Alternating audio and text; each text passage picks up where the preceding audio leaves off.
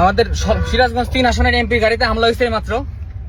আমাদের MP safe আছে ধানগড়াতে। এখানে শিবিরের ছেলেপেলে, এনসিপির ছেলেপেলে, বৈষম্য বিরোধী ছাত্র আন্দোলন যারা ছিল এরা নেতৃত্ব দিয়ে হামলা করছে। এই যে পিছনে আমাদের এমপির গাড়িতে হামলা হয়েছে, পিছনে ঢেল সরছে, এমপির গাড়ির পিছনে গ্লাস ভেঙে গেছে, ক্যামেরা ভেঙে গেছে, সামনে হামলা করছে। দাদা তুমি কিছু বলো। এমপির গাড়িতে হামলা হইলো, এটা কোনো কথা নাকি?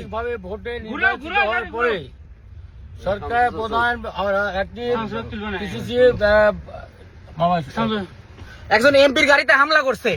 এরা করছে শিবিরের ছেলেপেলে, জামাতের এখানে ইন্ধন আছে, এনসিপির ছেলেপেলে, বৈষম্য বিরোধী ছাত্র আন্দোলনের ছেলেপেলে। এরা ইচ্ছাকৃতভাবে আজকে এমপির গাড়িতে হামলা করে এমপির গাড়ির পিছনে গ্লাস দেয়। একজন পার্লামেন্টের মেম্বার সদস্য, তার নিরাপত্তা নাই, পিছনে ঢিল ছুটছে, বড় বড় ইট দিয়ে গ্লাস ভেঙে গেছে গাড়ির, মাথায় লাগলে কি হইতো? পিছন থেকে হামলা করছে, আঘাতের উদ্দেশ্য হত্যার উদ্দেশ্য হইতো। বড় ইট দিয়ে ঢিল মারছে, পিছনে যে গ্লাস ভাঙা পুরা। এমপির গাড়িতে হামলা করে কোনো নিরাপত্তা নাই, জানমালের কোনো নিরাপত্তা নাই। দাদা দাদা বলো।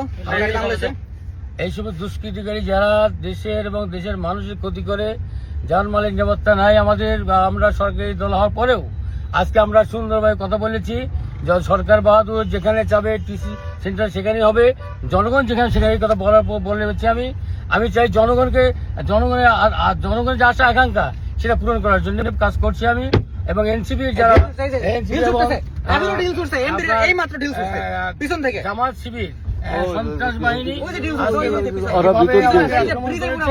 এবং আক্রমণ করে আমার গাড়ি ক্ষতি করেছে, আমাকে হত্যার উদ্দেশ্যে হামলা চালাইছে, অস্ত্র সহ আমাকে হামলা করেছে।